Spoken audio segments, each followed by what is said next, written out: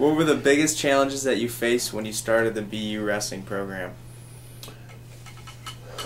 When I took the job at Binghamton in 1967, and I had just finished up my master's degree at the University of Maryland, and so I had come from being an athlete at Penn State and then a graduate assistant coach at the University of Maryland, both pretty prominent programs. And of course Binghamton didn't even have a program.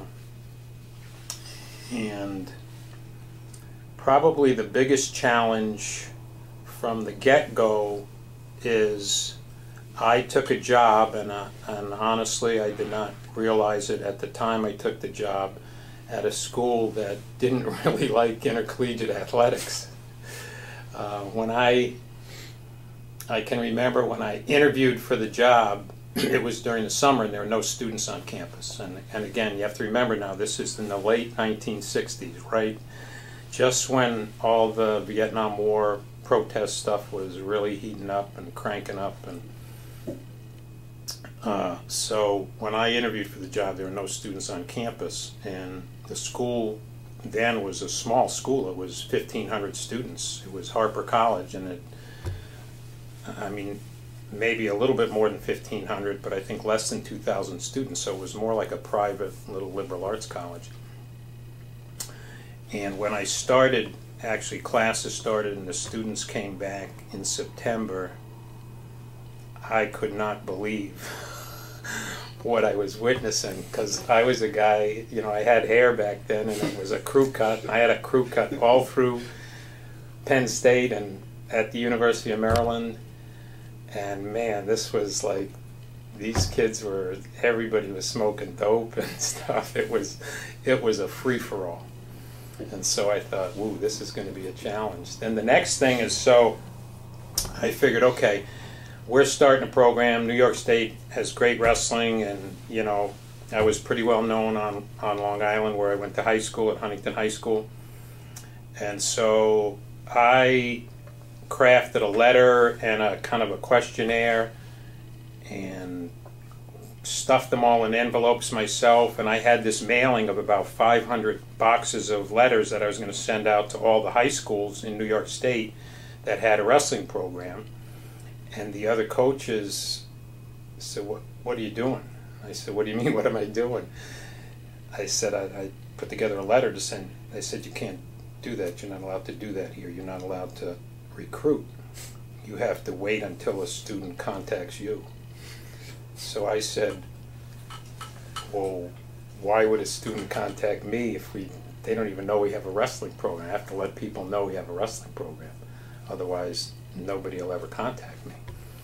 So anyway, they let me send these letters out, and then that started, the other coaches started doing the same thing. It was kind of a breakthrough moment, I guess. But that was kind of the environment in which this whole thing got started. In fact, I can tell you a story. Our baseball coach is a good friend of mine, and at that time the baseball season was 4 games. That was the total season. And so the baseball coach went to the then athletic director and said, gee, do you think it would be possible, I know we only have 4 games, but on those dates we could play a doubleheader, so at least we could have 8 games?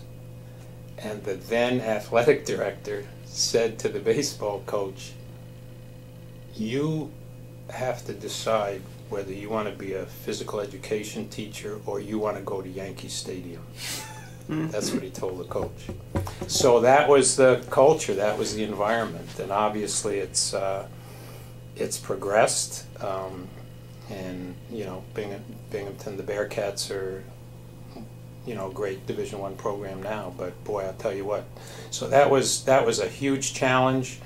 And then it was just, you know, trying to attract kids that had good wrestling credentials. When we first started out, there were a number of the kids on the team that never wrestled before. But that just started to progress, and then it's like anything else. You know, if you have a little bit of success, or you have a couple individuals that have success, that gives other kids confidence to come to the school.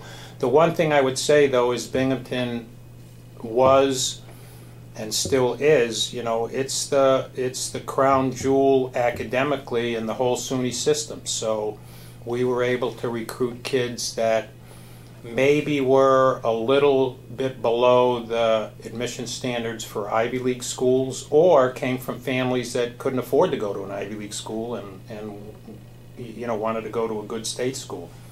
So that was something that I always felt we had going for us that some of the other programs didn't have going for them. But clearly there were some significant challenges.